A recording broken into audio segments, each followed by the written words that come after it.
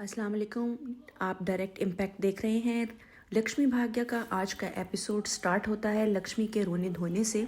उसको यकीन नहीं आ रहा होता कि उसने अपनी आंखों से क्या देखा। वो बार बार खुद से कह रही होती है कि तुम मेरे साथ ऐसा नहीं कर सकते। उसको याद आता है कि जब ऋषि उसको कहता है कि तुम मेरी एक क्लास पत्नी हो, मैं भले एक क्लास पति ना हूँ, लेकिन मैं तुम्हें कभी छोड़ कर नहीं जाऊँगा। और लक्ष्मी को यकीन नहीं आ रहा होता।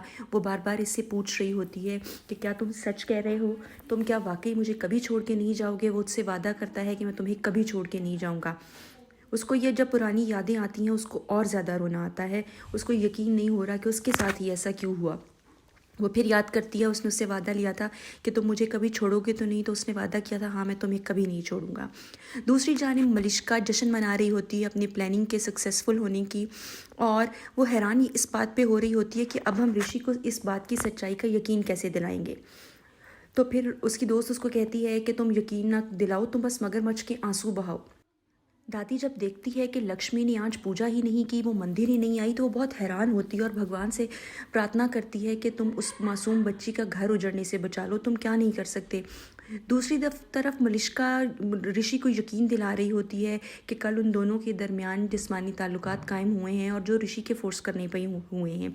ऋषि को यकीन नहीं आता। वो अपने हाथों पे कांच मार के तोड़ के अपने हाथों पे मारने लगता है। ख़ुद को सज़ा देना चाहता है कि मैं ऐसे नहीं कर सकता। लेकिन वो मलिश्का बार बार उसको यकीन दिला रही है कि तुम अपने जिस्म पे मौजूद निशानात देखो, अपनी गर्दन पे मौजूद निशानात देखो, तुम्हें सबूत मिल जाएगा कि मैं तुम्हारे साथ बिल्कुल सच बोल रही हूँ, ये झूठ नहीं था। लेकिन उसको यकीन नहीं आता। वो परेशानी में वहाँ से बाहर निकल आता है। दूसरी तरफ लक्ष्मी की बहनें जो हैं वो भी भगवान से प्रार्थना कर रही हैं कि आज कोर्ट की लास्ट हियरिंग है और भगवान कुछ ऐसा चमत्कार कर दे कि आज उनकी डाइवोर्स ना हो, क्योंकि उनके माँ बाप जो थे वो भी यही चाहते थे कि उनकी बेटियां जो हैं वो सुखी रहें। और लक्ष्मी जो है उसने ऋषि को अपना पति माना है और उस घर को अपना परिवार माना है, तो ये सब कुछ कायम दायम रहे। वो भगवान से दुआएं कर रही हैं। दूसरी तरफ मामा जी जो है वो भी ख़ुद को ये यकीन दिला रहे हैं कि मुझे यकीन है कि ऋषि उसके साथ रहने से इनकार नहीं करेगा, वो डिवोर्स के लिए मना कर देगा और वो बिल्कुल दोनों एक साथ रहेंगे, कभी जुदा नहीं होंगे। और जब ऋषि जो रास्ते से आ रहा होता है तो उसकी गाड़ी का एक्सीडेंट होने लगता है।